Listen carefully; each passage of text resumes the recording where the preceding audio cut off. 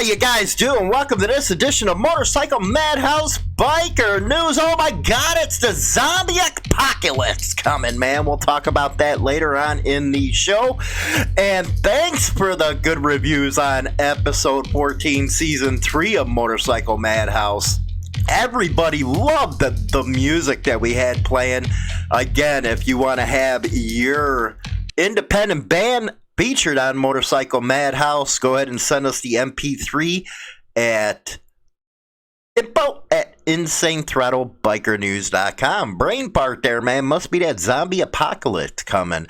Today, we have news overseas coming in, and also a story that's kind of went viral on the internet. Wait till you see that. There are still heroes. Still heroes, there are. But anyway, let's go over to our news for this morning.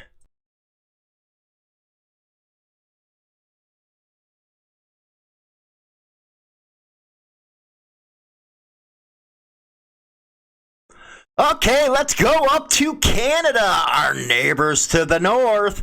Surrey wants to shut down the Hells Angels clubhouse. City claim the bikers are violating zoning by using rural property as a clubhouse. Now that's kind of an oxymoron, isn't it? It's a rural property. That means away from the city. What? I guess they're violating zoning. This one by Kim Boylan. If you guys haven't checked out Kim Boylan's material, she covers the Hells Angels extensively over on the National Post as well as the Montreal Gazette. The city of Surrey is seeking an injunction to stop a rented rural property in Annandale from being used as a clubhouse for the Hells Angels' newest chapter. Oh, that's gonna hit. Rented rural property. Now, here's the problem with that, and that's why a lot of the bigger clubs, they actually go and own the property. A lot of them do it with trust and all that good stuff. And that's because with rented property, they can pressure the landlord. They'll go straight after the landlord. Next thing you know, you're out on your butts. Surrey filed the lawsuit in BC Supreme Court on the 31st of January, claiming the clubhouse contravened city bylaws and had renovations done without building permits. Yes, it will always come down to zoning when they go after motorcycle clubs. That's here in the United States as well. The suit names Gurbinder Sai Johel and Kuwant Kar Kohel. Hey, my French ain't good if that's French. Hell, I don't know, man. You try doing it with all these freaking foreign names. The owners of the house at 18068 96th Avenue as defendants, as well as full patch hard side Hells Angels Shannon Rainey. Rainey, 44, signed a 5-year lease for the property, the lawsuit claims. Quote, the city was advised by the RCMP and verily believes that Mr. Rennie is a full patch member of the Hells Angels, an outlaw motorcycle gang, the court documents say. The RCMP and all the other law enforcement, they're just busybodies, man. You know what? There's so much freaking running around these people do. They'll get into every nook and cranny. They'll go over social media on you. They just do not stop. Busybodies, man. Busybodies. They always throw a wrench into fun. Always throw wrenches into fun. The Hells Angels opened a Hardside chapter in March of 2017, the 10th HA chapter to start since the notorious biker gang set up in British Columbia in '83. Shortly afterwards, Hardside held a gathering of the Annandale property, which is on a dead-end street just off the Trans-Canada Highway. I heard that Canada Highway is pretty cool, man. Don't it run up into Alaska? That's basically how you get to Alaska by road through Canada or something. I don't know. Only my Canadian followers. Put that in What is it? Put that in the comments section, man. Let me know about that. The event was, quote, a large gathering of full patch members, motorcycles, public drinking, increased traffic in the neighborhood, and related social activities. The city lawsuit alleges. Well, what do you think goes on at a party? Actually, you're going to be able to go to hooliganbiker.com. Boy, did I just do an editorial about how the lifestyles become so PC, and it talks about parties. You got that right.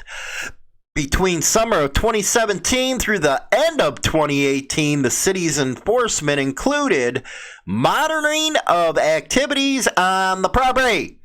There were minor regulatory breaches not related to the operation of an OMG that were resolved by city bylaw enforcement.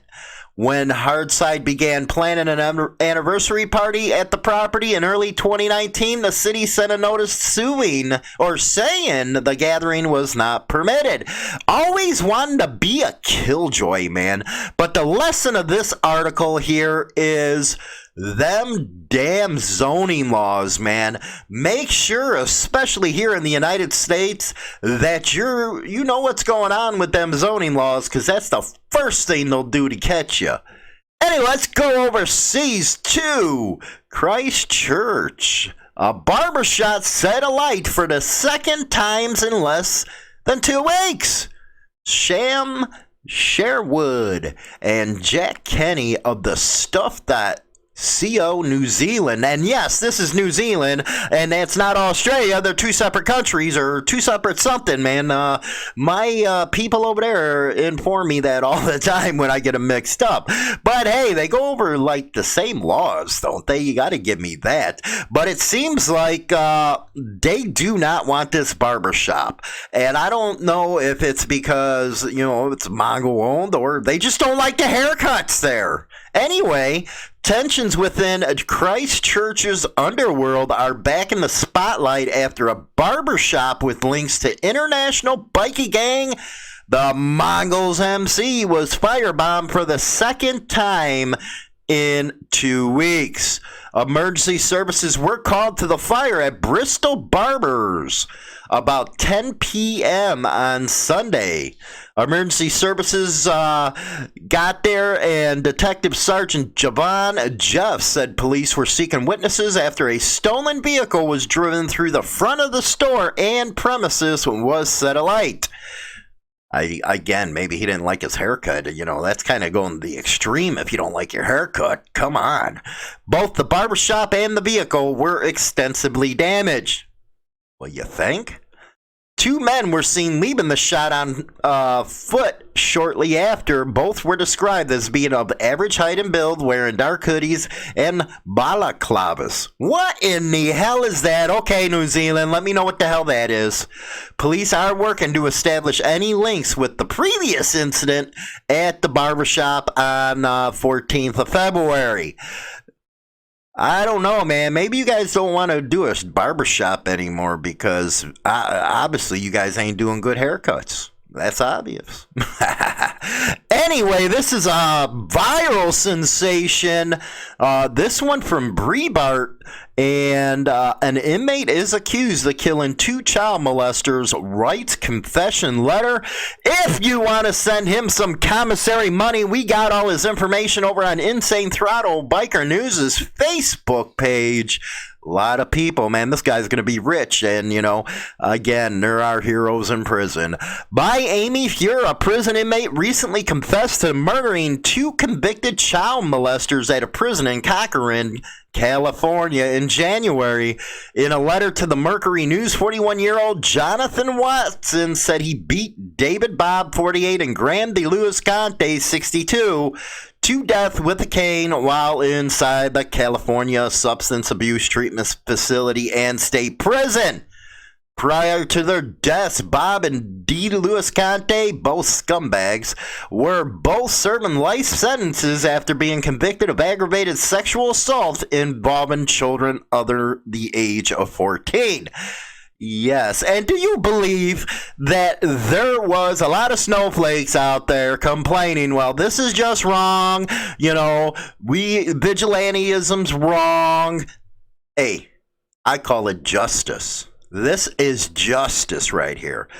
There is 2 people serving life sentences, which is what, $32,000 to $40,000 a year that you have to pay for them, and they were involved with the aggravated sexual assault with kids under 14. I don't care what you snowflakes say about this is wrong. I think it's right. Personally, I think parents should go medieval on people, put these people in the center of Market Square, and let them do what they wish to these people. 6 days after Watson was transferred to the facility, he wrote that, quote, a child molester had moved into his pod and referred to the individual as molester number 1.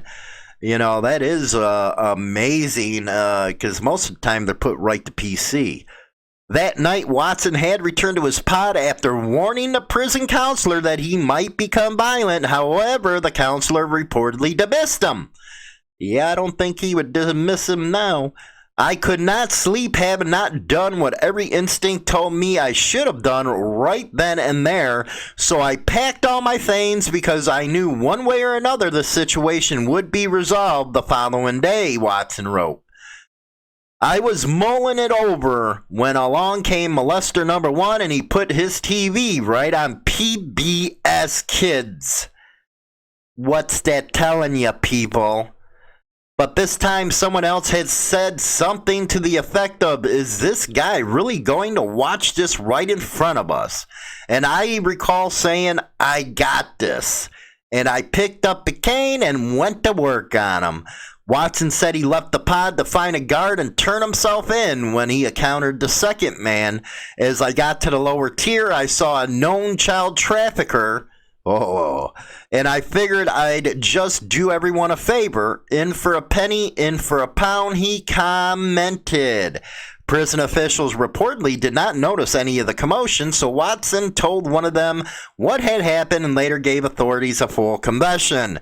In closing, he wrote that his life sentence for a 2009 murder conviction gave him a unique opportunity to get close to people who are every parent's worst nightmare. This family spent years carefully and articulately planning how to give their children every opportunity that they never had, and one monster comes along and changes that child's trajectory forever. Bravo, bravo, man, bravo. Anyway, we're talking about the zombie apocalypse here. And this ain't no joke, man. I'm just joking around with the name and stuff like that. But this coronavirus, and it's not related to Corona beer, man, they've been taking a hit, I hear. Italy reports 6 dead, 229 infected as Europe braces for COVID-19 as new hotspots arise in South Korea, Italy, and Iran. The latest today, Italy reports 6 corona deaths as a result, and becomes worst hit country. I heard they're going, they're like closing everything off, man. It's not a pandemic, but countries need to prepare out of the World Health Organization. The corona deaths in China nears 2,600. That stock market, oh boy do I know, took a 900-point plunge today. I think it was more over 1,000 at closing bell. 2 more doctors die of coronas in China. More than 800 confirmed cases, 8 dead in South Korea. China's postponing key political meetings because of the virus.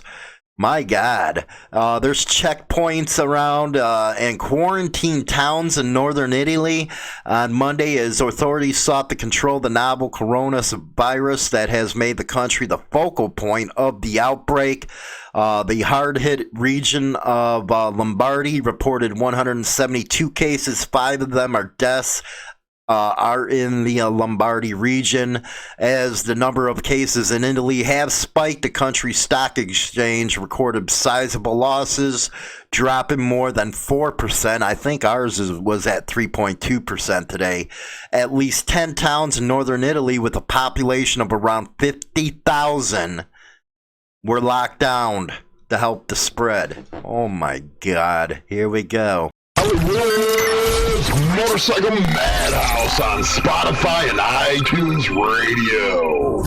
Yes, we are on Spotify and iTunes Radio, all that good stuff, so you can hear the full-length seasons and episodes that we are doing over on motorcyclemadhouse.com as well as Spotify and stuff like that. That coronavirus is getting scary, man. It's going to be getting to pandemic levels. I guarantee you this is not looking good. And when people say, well, you know, the warm weather might halt it, well, you got to remember something here, you jerky boys, is, you know, most of these places in our hot weather type of deals, man. You got Iran, you got Italy, yeah, so it's thriving in the hot weather. So there's a lot of people on the internet and also in the media that says, you know, you might want to stock up on, you know, some basic stuff, 2 weeks worth of water, 2 weeks worth of food and all that good stuff. Not go all prepper, you know, building bomb shelters, all that good stuff. But, you know, get prepared. And it's always nice to, you know, be prepared for a 2 week type of emergency, because this thing goes to pandemic levels, man. It's not going to be freaking pretty. It's not going to be pretty. Myself, I'm always prepped up. I think I got 60 days. I don't know. I got to go look at there because usually once a month what I'll do is dry freeze a lot of supplies, and I'll also, you know, I love pressure cooking, so I got all that stuff, so I date everything, the whole 9 yards. But other items you might want to look at is your first aid kit. Make sure your Second Amendment goodies are in full force, man, with enough, how can I say, because you can't say it over here on a lot of platforms, but a lot of surprises packed up. So make sure that is taken care of. You know, just, you know, for your family, make sure you got the double of what they're going to need. Because this thing, I don't think the government's really telling everybody what's going on. I know China ain't telling us what's going on. So it could get pretty quick. You always got to depend on yourself, your family, and friends and neighbors, the whole 9 yards. That's when the local community really comes into play, is in something like this. So just make sure you're prepared, and I'm guessing there's going to be a lot more spread of this stuff. I cannot believe in northern Italy they're just containing towns of 50,000 freaking people, man. I think it's past the containment level, and you got to go to the next step of trying to figure out what is going on. You know, there's some people out there right now saying that it could become so bad that elections are not going to be held and blah, blah, blah. We'll see, man. It's just the beginning. And what's worst about this is now they're saying this possibly came out of and escaped one of the worst biological labs, you know, for germs and viruses in the world, and it escaped through a bat bite or something. There's so many theories about how this happened. Who knows, man? Who knows? But just start being careful, being prepared. Don't forget to go over to our other news platforms. I'm going to be doing a video, I think, in the next couple days about addressing one thing about the biker scene, and that is, are women, the same as men? Are, do they hold the same type of place? Are they equal? Let's just put it that way. It's a lot easier putting it that way. So with that, you guys be good, and don't forget to visit us on our other platforms, Instagram, Twitter. We got a new support shirt out. Go check that out. All persons or persons in this newscast are innocent until proven guilty in a court of law. Don't forget to subscribe to our YouTube channel and our other social media platforms.